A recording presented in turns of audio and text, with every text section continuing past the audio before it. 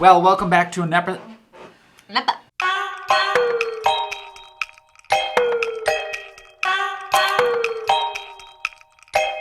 Welcome back to another episode of the HOSA Way. I'm Mark. I'm Sam. Can we just say this? We're sending out this video early this week because we have specific needs from you guys. And this is, the state conference is coming up next week. Next Friday. Next Friday specifically. Well, there's a lot of... Well, yeah, next... This is our plea. We still need judges. And event managers. And Sam has sent requests out for judges and event managers at this point. And if you've received one of those, can you please confirm one way or the other? Even if you can't, just let us know that you can't. So we can take you off the spreadsheet. And move on to the next person.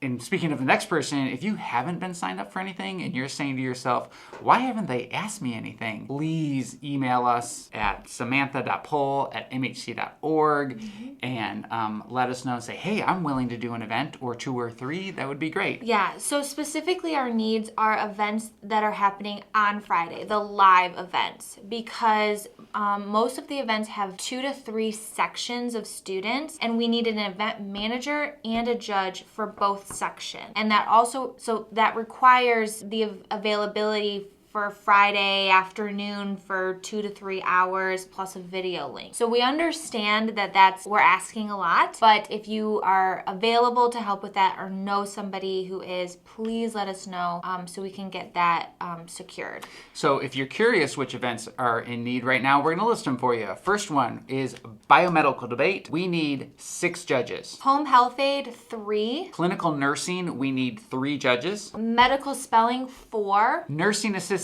2 judges. Physical therapy, 4. And vet science, we need 2 judges. So vet science and forensic science, those 2 are not live events on Friday. Those just require judges to grade the written responses that students are taking on the test and on the Tallo platform. And there are answer keys to that as well. So that is something that you can do on your own time. When do they need to be turned in? By Sunday morning, the 25th. So you have all of Friday and Saturday after the event on Friday, and all of Saturday up until Sunday morning to turn them in. So there's a lot of time there if you would like to help with that. Tell us about testing credentials. Students' testing credentials are going to be emailed this Thursday, April 15th. They are going to be a mass email. So with that, sometimes there are some... Sometimes it goes to spam, junk. Sometimes it goes to spam. Sometimes student emails aren't listed or just general error. And so therefore, we also send them to the teachers as well. Yeah, for all the students. So if you're a student and you need to get yours, or if your student doesn't have one, you have the list. It's helpful if you guys can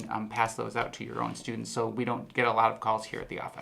Yeah, so Mark and I will be sending the advisors the testing credentials either on Thursday when they go out or on Friday. So by next week, like Monday, Tuesday, if you or your student still does not have a testing credential, please let us know so we can get that to them as soon as possible and make sure they have it before their test on Friday. And this is also a reminder, not every student will receive a testing credential. Testing credentials are only for events that are going through the HOSA online testing system and any of the skills that go along with that. But any like presentation events, speaking events, any of the presentation or speaking events, they do not require a testing credential. And just one more time, if your students are taking a test, or if you're a student and you're taking a test, you will not be able to log in for your test until the exact time it's supposed to start. So if you have a test at 8:30 in the morning and you show up at 8:29 and you wonder why your credentials aren't working, that's because you're too early. Wait until the time it is supposed to start. So we understand that you want to practice and like make sure everything's working perfectly fine, but that is why we have also given 2-hour time block to make sure that there's enough time to, if there is an issue, that you have time to call and figure it out. Right. Moving on here, state officer candidates. There are 20-some state officer candidates. The way that we are voting on this year, they had to do an interview with the current state officer team, and those are actually, the rest of them are happening today. And the state officers are casting their vote, and then they're also taking a test that was due, I believe, yesterday? I can't remember, actually.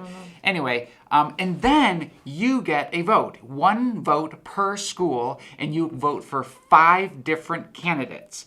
And the way that you're going to do that is we're sending out a Google form to each one of the schools, and the schools vote. Your top 5 candidate. Be sure that it is only one submission per school, not chapter, because some schools have 5 different chapters. Yeah. It's 1 vote or 5 votes, or 1 vote for 5 different candidates from each one of the schools. Also, some people ask who gets to vote for that. Right. And that is just depending on your school. So it could be Any process you want. Yeah, it could be your advisor simply votes, it could be your chapter president who simply votes, or you guys all watch as a class and then you decide on your top 5 and then one person submits the vote. So Right. there's multiple ways you can do it. 1 vote per chapter. And here's how you get to know the candidates yourself, is that there is a page that lists the name, their school, and then their video that they made for your students to watch and get to know them.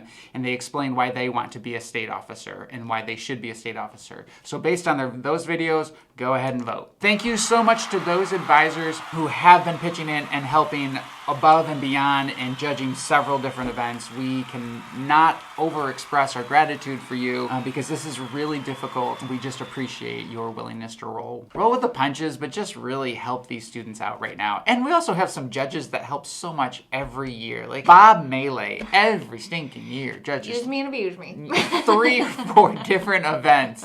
The guy is amazing. He gets the Lauren HOSA Pumford, award. who is doing one Yes. event all by herself. Also, one more thing. So Sean Moffat, she comes back every year and she says, sign me up for multiple events. There's many others, and we're just really grateful for the way that you contribute. I have one more thing. So if you have also confirmed with me that you are willing to be an event manager, please also work on either finding a judge if you do not have a judge listed on that spreadsheet, or please, as soon as possible, reach out to the judge that is listed there so that we can get confirmation from them as well, so we know that we need to replace that person if they are not willing or not able to judge. And that's the HOSA HOSA Way. It's kind of Wednesday through stretched out Friday. through Wednesday Yeah. through Monday, Ooh, right? yeah. Somebody asked me, like, is it just a 1-day event? And I said, kind of, Yeah. but not really at all. It's actually longer than it usually would be because things start rolling in on Wednesday and then happen a lot on Friday and then get judged through the weekend, and then we have the award ceremony on Monday. And so we've got to like do all of the tabulations in between there. Yeah, You my don't family care. was saying It's all something right. like, oh, like something Saturdays, and I'm like, I'm pretty much out of commission until right. 6 p.m. on Monday. Right. All right, so I heard some weeping coming from the office next door, so we're just gonna walk our way over here.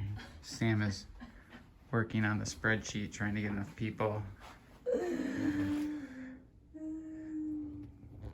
We might need some help, you guys.